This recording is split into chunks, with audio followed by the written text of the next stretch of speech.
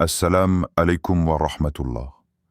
Il y a un moment que tout être humain vivra, un moment silencieux, invisible, où tout s'arrête sur terre, mais où quelque chose de grand commence ailleurs. Ce moment, c'est la mort. Et derrière elle, un mystère que nul vivant ne peut comprendre totalement, mais que la foi éclaire d'une lumière que le cœur, lui, peut ressentir. Tu t'es déjà peut-être demandé, que devient une âme après avoir quitté ce monde? Est-ce qu'elle erre? Est-ce qu'elle dort? Est-ce qu'elle revoit ce qu'elle a aimé? Et si je te disais qu'en réalité, les âmes ne disparaissent pas? Elles continuent à vivre, dans un monde que l'œil ne voit pas mais que l'esprit peut pressentir. Ce monde s'appelle le barzakh. C'est un pont entre deux réalités. Celle que nous connaissons, bruyante, matérielle, limitée, et celle qui nous attend, silencieuse, éternelle, lumineuse. Dans ce lieu mystérieux, certaines âmes se reconnaissent, elles se saluent, elles se parlent, elles s'apaisent. C'est là que commencent les rencontres des morts, ces rencontres que les anges voient, mais que les hommes n'imaginent qu'à travers les récits du Coran et du prophète. Et c'est justement cela dont nous allons parler aujourd'hui. Comment les morts se rencontrent dans l'islam. Un sujet qui n'est pas fait pour effrayer, mais pour apaiser ton cœur. Te rappeler que la mort n'est pas une fin, mais une continuité. Un passage, une transition, une rencontre. Dans cette vidéo, nous allons explorer ensemble les secrets du monde invisible. Mais surtout, nous allons apprendre à voir la mort autrement. Non comme une séparation, mais comme une reconnexion. Reconnexion à Allah. Reconnexion à ceux que nous avons aimés. Reconnexion à notre véritable nature, celle de l'âme. Nous verrons comment, après la mort, chaque âme trouve sa place selon la lumière qu'elle portait sur terre. Certaines reposent dans la paix du paradis, d'autres attendent dans la solitude du barzakh, mais toutes se souviennent, car aucune âme n'est oubliée par Allah. Le prophète a dit, « La tombe est soit un jardin du paradis, soit une fosse du feu. » Et entre ces deux états, il existe des rencontres, des échanges, des reconnaissances que seul Allah permet. Avant de continuer, prends un instant, ferme les yeux. Imagine ton âme comme un oiseau libéré de sa cage, libre, légère, curieuse. Elle s'élève dans un monde où le temps n'existe plus. Elle aperçoit d'autres lumières autour d'elle, certaines familières, d'autres nouvelles. Ce sont les âmes de ceux qui l'ont précédée, des proches, des amis, des croyants. Elles se rassemblent, elles se racontent leur voyage, elles se réjouissent ensemble en attendant le grand retour vers leur Seigneur. C'est ce monde, invisible mais réel, que nous allons découvrir ensemble dans ce rappel. Mais avant de plonger dans ces profondeurs spirituelles, je t'invite à faire 3 choses.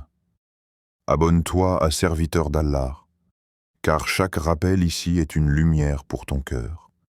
Chaque mot que tu entends ici te rapproche un peu plus d'Allah. Commente un mot, une phrase, une invocation, peut-être simplement « Ô Allah, fais que mon âme soit en paix ». Ce mot sera un rappel pour toi, et peut-être une bénédiction pour quelqu'un d'autre qui le lira. Partage cette vidéo avec quelqu'un qui a perdu un proche. Parce que parfois, une seule parole peut apaiser une douleur que les années n'ont pas effacée. Et surtout, reste bien jusqu'à la fin, car une surprise spirituelle t'attend, quelque chose de profond, que ton cœur n'oubliera pas. Alors prépare-toi, respire profondément, et laisse ton âme écouter ce que ton corps ne peut pas comprendre. Nous allons parler du voyage après la vie, du monde des âmes, et de cette vérité que tout croyant doit garder dans son cœur. La mort n'est pas la fin. C'est le commencement d'une rencontre. Imagine ton dernier souffle. Un souffle que tu ne peux ni retenir, ni repousser. Un souffle que tu ne choisis pas, mais qui te choisit. Ton cœur bat une dernière fois, puis le silence. Mais ce silence n'est pas vide. c'est un autre son qui commence. Un son que ton corps ne peut plus entendre, mais que ton âme perçoit comme une vibration céleste. Ton âme se détache doucement de ton corps.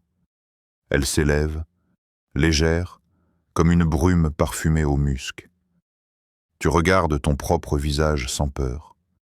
Tu vois les mains qui te ferment les yeux. Tu entends les pleurs de ceux que tu aimes, mais tu ne ressens plus la douleur, ni la lourdeur de ton corps. Ton âme se libère, comme un oiseau qui quitte une cage après trop d'années. Et dans cet instant sacré, tu n'es pas seul. 2 anges t'entourent. Leurs visages sont lumineux, leurs paroles douces. L'un d'eux te dit, d'une voix que ton cœur comprend mieux que n'importe quelle langue, « Ne crains rien, ô âme apaisée. Retourne vers ton Seigneur, satisfaite et agréée. » Coran 89, 27 à 28. Ces mots ne sont pas des adieux, mais une invitation, une porte qui s'ouvre vers le monde des âmes, le barzakh. Tu flottes entre 2 réalités, celle que tu viens de quitter et celle qui t'attend. En dessous de toi, la terre, les gens, la prière funéraire, les larmes. Mais au-dessus, une lumière que tu n'avais jamais vue. Un espace sans temps, sans douleur, sans distance. Et soudain, tu ressens une présence familière. Des visages que tu croyais avoir perdus. Des voix que ton cœur reconnaît. Ce sont eux, les âmes de tes proches croyants. Ils t'attendaient. Ils t'accueillent comme on accueille un voyageur fatigué. Ils t'embrassent avec des mots d'amour et de paix. Ils te demandent des nouvelles. Qui t'a suivi après toi? Qui a quitté le monde? Et qui y demeure encore? Tu leur racontes, tu souris, et ton âme se sent légère, pleine d'une joie inconnue sur terre. C'est le monde du barzakh, le lieu entre la vie et la résurrection, un monde invisible aux vivants, mais bien réel pour les âmes.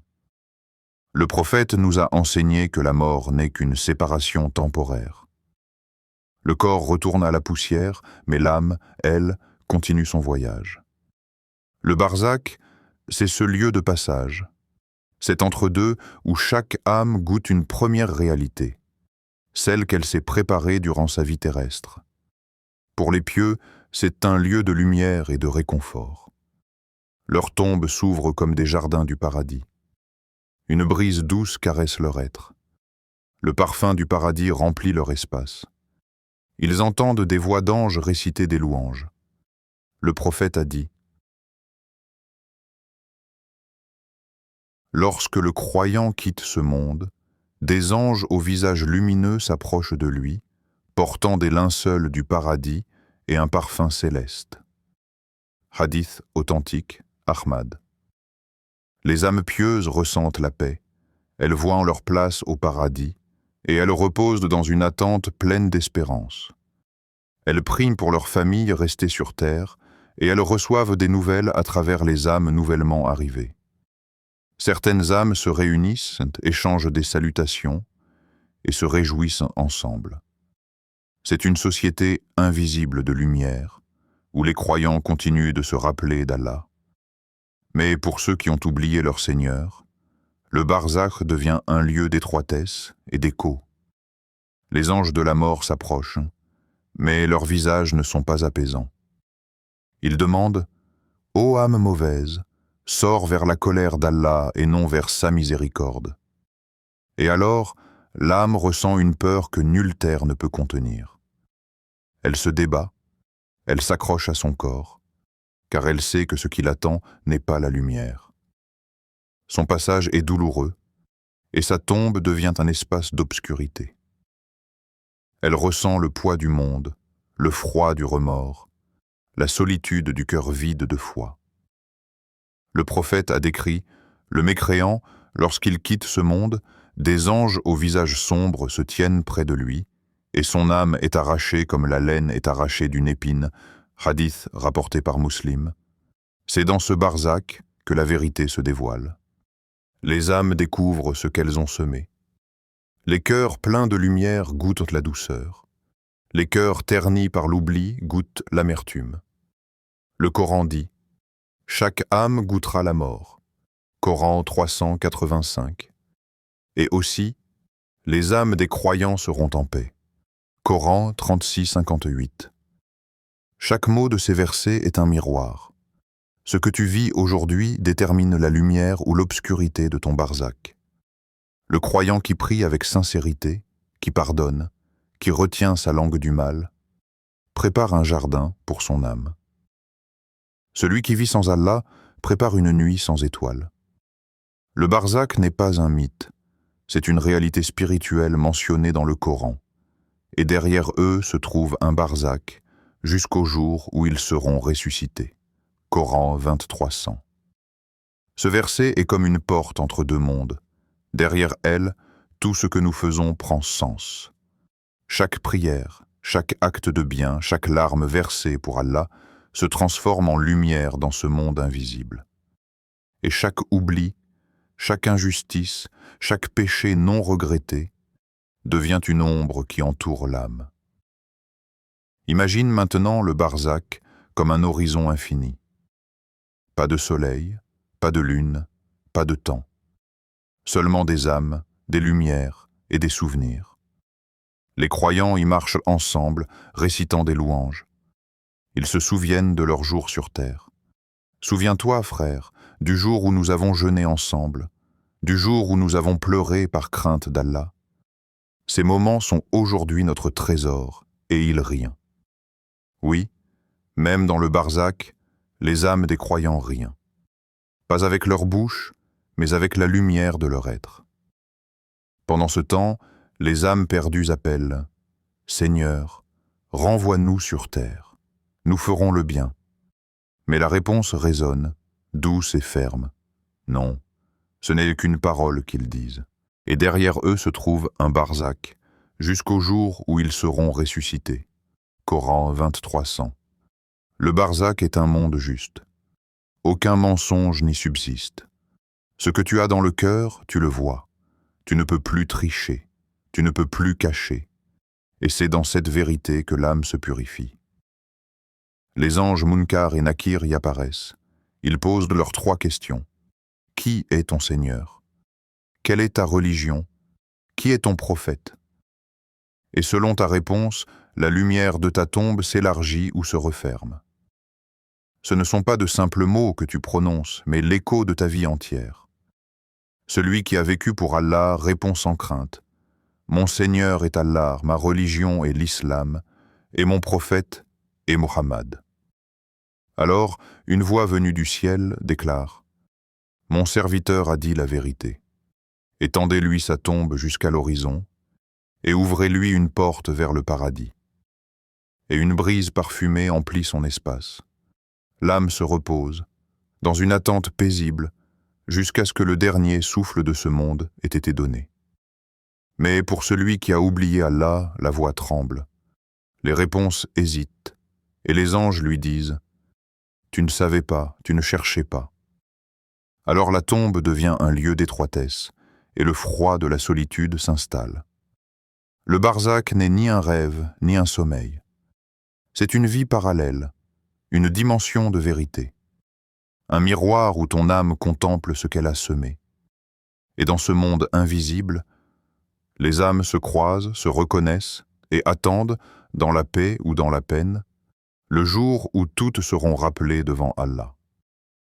Imagine un monde sans ombre ni lumière, un monde où tout est paix pour certains et attente pour d'autres. Dans ce monde, le temps n'existe plus. Les secondes ne s'écoulent pas, elles se fondent dans l'éternité. C'est là, dans ce silence que seules les âmes entendent, que commencent les rencontres du barzakh. Les retrouvailles du monde invisible. Les savants de l'islam rapportent que les âmes des croyants se reconnaissent dans ce lieu mystérieux, comme 2 frères séparés depuis des années et qui se retrouvent enfin. Quand une nouvelle âme arrive, celles qui l'ont précédée se pressent autour d'elle, comme une famille accueillant un être aimé. L'une d'elles demande, avec douceur, « Comment était ta vie sur terre? Qui t'a rejoint après toi? Qui t'attend encore ?» Et la nouvelle âme répond avec nostalgie, Ils sont toujours là-bas. Certains prient, d'autres oublient, mais Allah est témoin de tout ce qu'ils font. Alors les âmes sourient, elles se souviennent des instants de foi partagés, des prières faites côte à côte dans la vie terrestre. Elles évoquent les nuits du Ramadan, les invocations versées dans les larmes, les jeûnes accomplis dans le secret. Et à travers ces souvenirs, une lumière circule entre elles, une paix qu'aucune parole humaine ne peut décrire. La conversation des âmes. Les âmes échangent des nouvelles comme des confidences célestes. Elles se réjouissent quand une autre âme croyante rejoint leur compagnie et prient pour ceux qui sont encore dans le monde des vivants. Elles disent « Ô Allah, accorde-leur la foi que nous avons goûtée. Guide-les avant qu'ils ne te rejoignent, et leurs prières montent, portées par les anges vers le trône d'Allah. » Les âmes pieuses, selon Ibn al-Qayyim, se réunissent dans des cercles de lumière, dans des jardins du barzakh où elles méditent sur la grandeur d'Allah. Elles ne connaissent ni fatigue, ni peur, ni regret. Elles se reconnaissent sans visage, sans corps, par la lumière unique que porte chacune d'elles. Cette lumière est leur identité, leur empreinte spirituelle, le reflet de leur foi passée. Les rêves des vivants. Et parfois, Allah, dans sa sagesse, permet à une âme de se manifester dans le rêve d'un proche vivant. Un rêve paisible, clair, plus vrai que le jour. Le défunt apparaît, souriant, vêtu de blanc, entouré de lumière. Il dit souvent peu de mots, mais chaque mot est un signe. Je suis en paix. Continue de prier. Ne crains pas, nous nous reverrons. Ces rêves ne sont pas de simples illusions. Ils sont pour beaucoup une caresse du ciel, une façon qu'a Allah de rassurer les cœurs blessés. Le prophète a dit « Le rêve véridique est une partie de la prophétie », rapporté par Al-Bukhari. Et certaines âmes choisissent d'apparaître à ceux qu'elles aiment, non pas pour troubler, mais pour apaiser, pour rappeler que l'amour en Allah ne s'éteint pas à la mort. Les âmes éloignées. Mais toutes les âmes ne se rencontrent pas. Celles qui se sont éloignées d'Allah trouvent le barzakh vide. Leur espace est froid, étroit, silencieux. Elles n'entendent pas les louanges, elles n'aperçoivent pas la lumière. Elles restent seules, tourmentées par les échos de leur propre vie. Chaque instant de négligence devient un souvenir brûlant. Chaque prière manquée, une ombre qui les entoure. Et quand elles voient passer au loin les âmes lumineuses des croyants, elles comprennent ce qu'elles ont perdu. Elles ne sont pas oubliées d'Allah, mais elles goûtent déjà la conséquence de leur choix. Le prophète a dit « Les âmes des croyants sont des oiseaux suspendus sous le trône d'Allah. Elles se déplacent librement dans le paradis, puis retournent à leur place. » Rapporté par Muslim. Mais les âmes injustes ne volent pas. Elles attendent dans la lourdeur de leurs actes. Le grand réveil. Puis, un jour que seul Allah connaît, le silence du barzakh sera brisé. Une trompette retentira, si forte qu'aucune âme ne pourra l'ignorer. Les montagnes s'effondreront, les mers s'enflammeront, le ciel se fendra comme un voile. Et c'est alors que le jour du jugement commencera. Le Coran décrit cette scène avec majesté. Quand la terre sera secouée d'un violent tremblement, et que la terre fera sortir ses fardeaux. Coran 99, 1-2. Les âmes reviendront dans leur corps, chacune reconnaîtra la terre où elle a été enterrée. Les os, la chair, la peau, tout renaîtra à la parole d'Allah. Le rassemblement des milliards d'êtres humains se tiendront sur un même terrain, nu, immense, sans colline ni ombre. Tous les visages seront tournés vers le même point, le trône d'Allah. Les croyants, éblouis mais confiants, diront entre eux « Louange à Allah, nous nous retrouvons. Nous avons patienté, et la promesse de notre Seigneur est vraie. Ils se reconnaîtront dans cette foule infinie. Leurs visages seront lumineux, leur cœur paisible, leurs regards emplis de gratitude. Ils verront leurs proches, leurs amis, leurs frères de foi, et s'embrasseront sans peur. Le prophète a dit, « Les croyants seront rassemblés le jour du jugement, leurs visages rayonnants comme la lune pleine », rapporté par Al-Tirmidhi. Et les anges marcheront parmi eux, disant, « Paix sur vous, pour la patience que vous avez eue ». Coran 13-24. Les visages effrayés. Mais il y aura aussi ceux dont les visages seront sombres. Leurs cœurs trembleront, leurs jambes faibliront. Ils chercheront à fuir, mais aucun refuge ne se présentera. Le Coran dit, « Le jour où l'homme fuira son frère, sa mère, son père, son épouse et ses enfants. » Coran 80-34-36. L'amour terrestre disparaîtra. Chacun pensera à lui-même. Même les prophètes, ce jour-là, diront « Mon âme, mon âme ». Sauf Muhammad, qui dira « Ma communauté, ma communauté ». Les retrouvailles éternelles. Par la miséricorde d'Allah, les croyants franchiront le Sira, ce pont plus fin qu'un cheveu, plus tranchant qu'une lame. Ils le traverseront, éclairés par la lumière de leur foi. Et à la sortie de ce pont, ils verront ce qu'aucune imagination ne peut contenir. Le paradis. Les portes s'ouvriront. Des visages familiers les accueilleront. Des sourires éclatants. Des âmes radieuses. Ce seront les mêmes qu'ils avaient connus dans le barzakh, mais cette fois, pour l'éternité. Ils s'assiéront ensemble sous les arbres du paradis, leurs cœurs dénués de rancune, leurs esprits baignés de paix.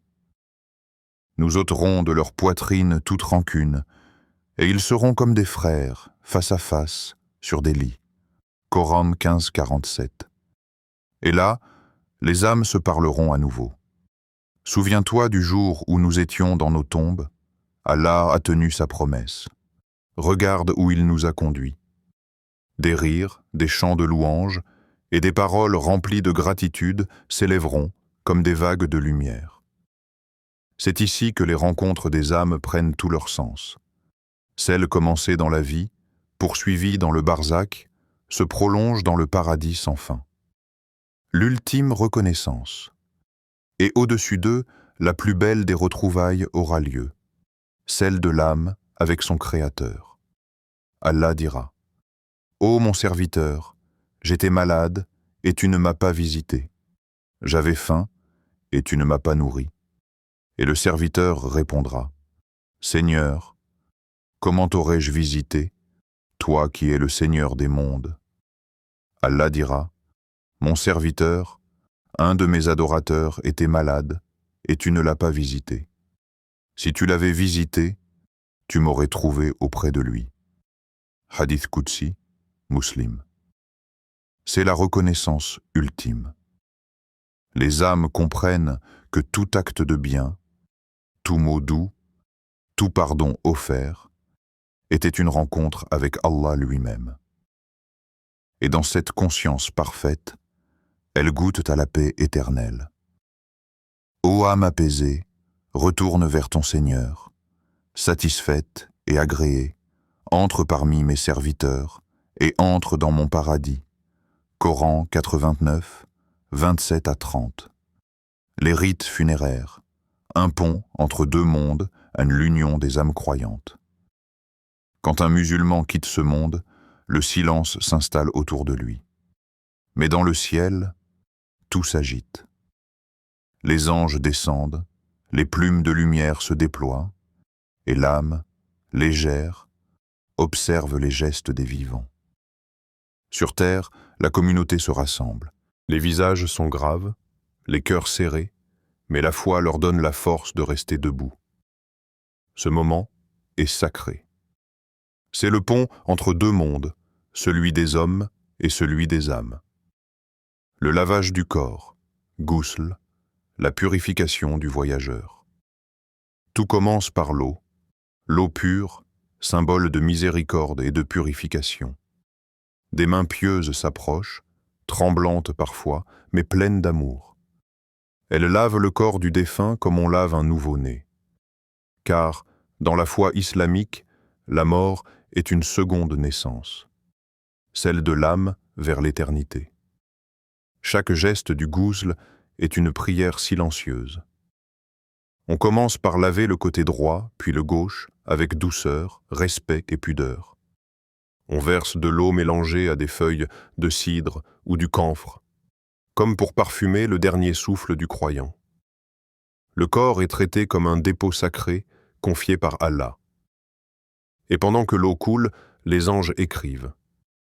Ils inscrivent les noms de ceux qui participent à cette purification, car chaque goutte d'eau versée par amour est une miséricorde qui descendra sur eux au jour du jugement. Le prophète a dit, « Celui qui lave un mort et garde le secret de ce qu'il a vu, Allah lui pardonnera 40 fois. » Rapporté par Ahmad. Alors on lave en silence, pas pour voir, pas pour juger, mais pour servir Allah, pour rendre à un frère ou une sœur leur dignité d'âme. Quand le ghusl est terminé, le corps est enveloppé dans un linceul blanc, kafan, simple, pur, sans bijoux ni couleur. Parce que le voyage vers Allah ne nécessite rien d'autre qu'un cœur sincère et une âme en paix.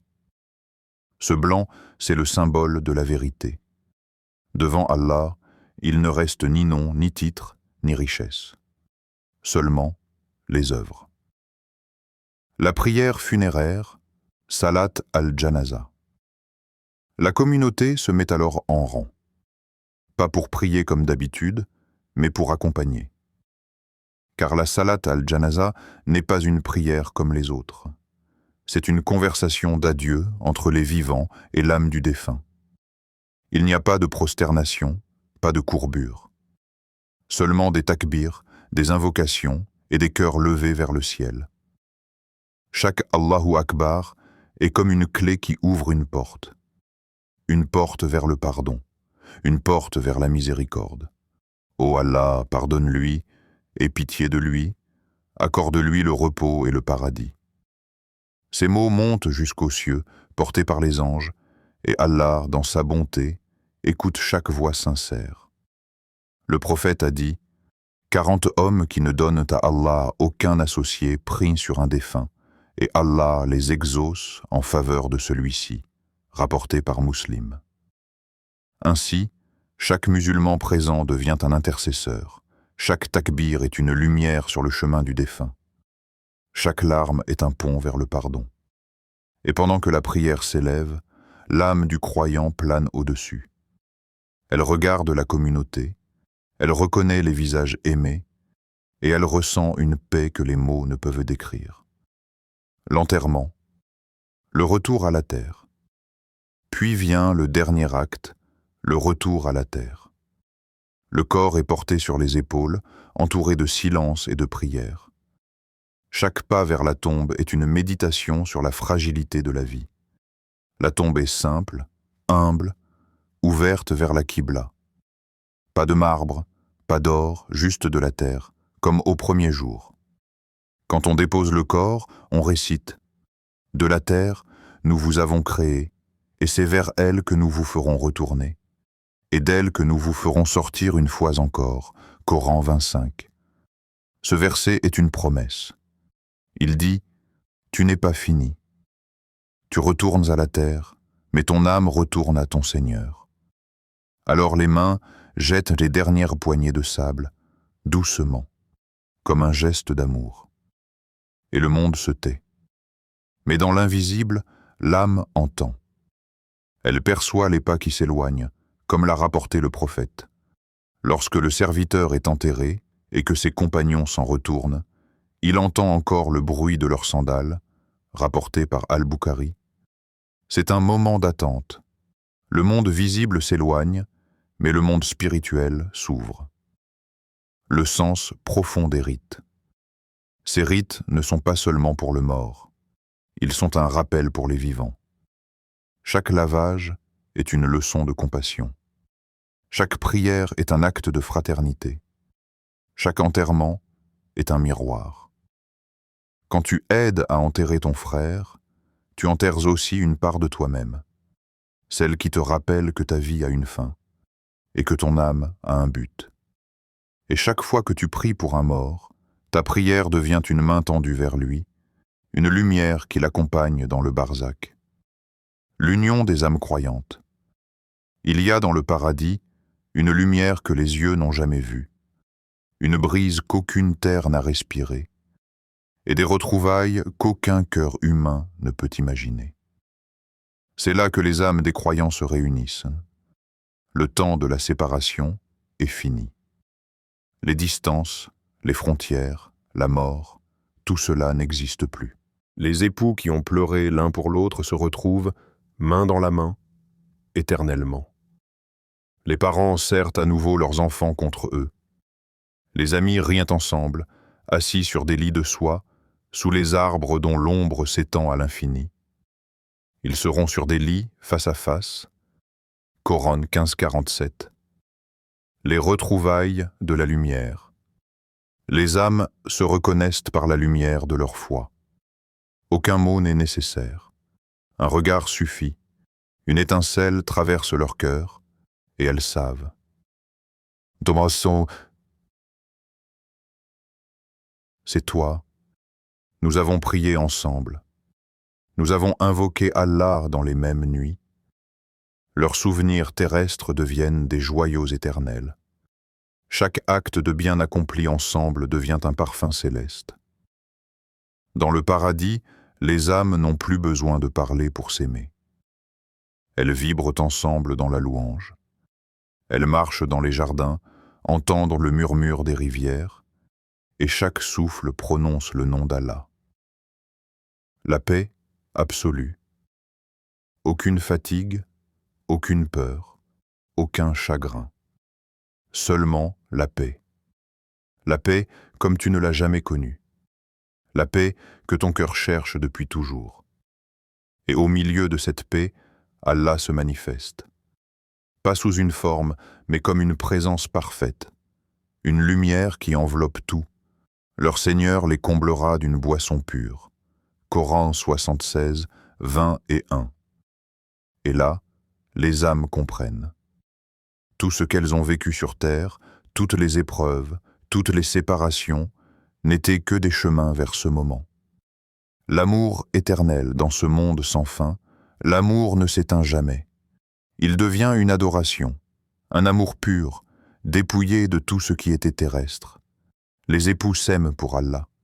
Les parents aiment leurs enfants pour Allah. Les amis se rappellent de leur fraternité pour Allah. Chaque sourire est un acte d'adoration.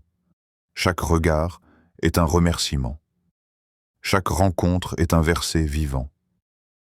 Et dans le ciel du paradis, une seule parole résonne. Louange à Allah, qui nous a guidés vers ceci.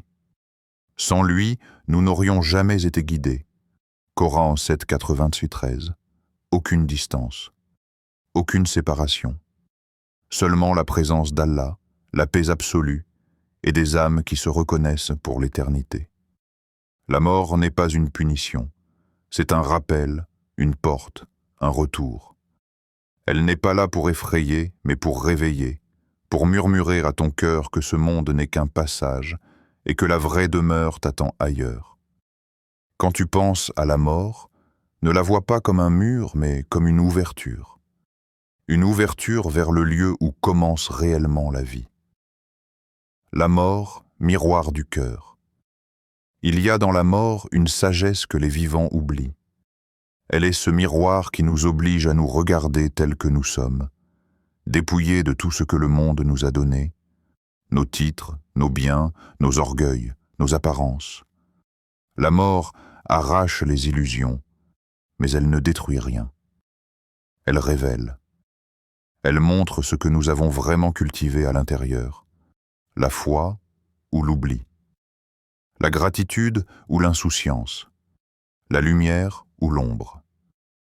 Chaque fois que quelqu'un quitte ce monde, c'est une lettre qu'Allah t'envoie. Une lettre silencieuse, mais claire. Souviens-toi, ton tour viendra. Prépare ton âme avant qu'elle soit appelée, le prophète a dit. Souvenez-vous souvent de celle qui détruit les plaisirs, la mort, rapporté par Al-Tirmidhi. Mais ce souvenir n'est pas fait pour te rendre triste. Il est là pour t'apprendre à vivre autrement, pour t'apprendre à aimer sincèrement, à pardonner sans attendre, à prier avec un cœur présent. Parce que celui qui se souvient de la mort ne gaspille plus sa vie. La mort, un enseignement de patience. Quand la mort touche quelqu'un que tu aimes, le cœur se serre, la gorge brûle, et parfois, les larmes ne suffisent pas. Mais dans chaque épreuve, il y a un enseignement caché. La mort enseigne la patience. Elle t'apprend à faire confiance à Allah, même quand tu ne comprends pas. Elle t'apprend à accepter que ce monde est fragile et que tout ce qui s'y trouve t'est seulement prêté. Quand tu perds quelqu'un, ne dis pas « il est parti ». Dis « il est retourné ». Car c'est bien cela que la mort est, un retour vers le Créateur. C'est à Allah que nous appartenons et c'est vers lui que nous retournerons. Coran 256. Et quand ton cœur répète ce verset, il ne pleure plus seulement, il comprend. Il comprend que l'amour pour Allah ne connaît pas de séparation. Ceux qui s'aiment pour Allah se retrouveront là où la douleur n'existe plus. Une promesse de retrouvailles. Les âmes qui se sont aimées pour Allah ne sont jamais vraiment séparées. Elles sont comme deux étoiles qui continuent de briller dans le même ciel, même si une nuée passe entre elles. Leur lien est spirituel, non temporel. Et le temps, pour les âmes, n'existe pas. Quand Allah réunit deux cœurs dans la foi, ce lien dépasse la mort. Car l'amour sincère en Allah est éternel. Il ne dépend pas du corps, ni de la distance. Dans le barzakh, ces âmes continuent de se reconnaître, de se souvenir, de prier les unes pour les autres. Et dans le paradis, elles se retrouvent face à face, comme si jamais la mort ne les avait séparées. La mort porte de la miséricorde. Il faut apprendre à voir la mort non pas comme une fin tragique, mais comme une ouverture de la miséricorde d'Allah. Regarde autour de toi. Chaque fleur qui tombe redonne vie à une autre. Chaque nuit qui s'éteint laisse place à l'aube. Chaque larme qui coule prépare une lumière dans le cœur. Ainsi est la mort. Elle ferme les yeux du corps, mais elle ouvre les yeux de l'âme. Et si tu écoutes bien, tu entendras dans le silence qu'elle laisse la voix d'Allah qui dit « Reviens à moi, je suis la paix, et c'est auprès de moi que tu la trouveras. Ô Seigneur des mondes, toi qui donnes la vie et rappelles les âmes, nous t'implorons dans l'humilité et la reconnaissance. Fais de notre mort un repos, non une peur. Que le moment où nos yeux se fermeront soit celui où nos cœurs s'ouvriront à ta lumière. Ô Allah, accorde à nos défunts ta miséricorde. Éclaire leur tombe de paix et de douceur. Rends leur séjour dans le barzakh semblable à un jardin du paradis. Et à ceux qui sont restés ici-bas, accorde la patience et la foi. Ne laisse pas leur cœur s'attacher à ce monde éphémère, mais fais qu'ils se souviennent toujours de toi. Quand viendra notre tour, fais que nos lèvres prononcent ton nom. Fais que nos âmes s'élèvent avec sérénité et qu'elles entendent cette parole que tous espèrent. Ô âme apaisée, retourne vers ton Seigneur, satisfaite et agréée. Entre parmi mes serviteurs et entre dans mon paradis. Coran 89, 27 à 30. Amin. Si ce rappel a touché ton cœur, ne le garde pas pour toi. Abonne-toi à Serviteur d'Allah et marche avec nous sur ce chemin de lumière.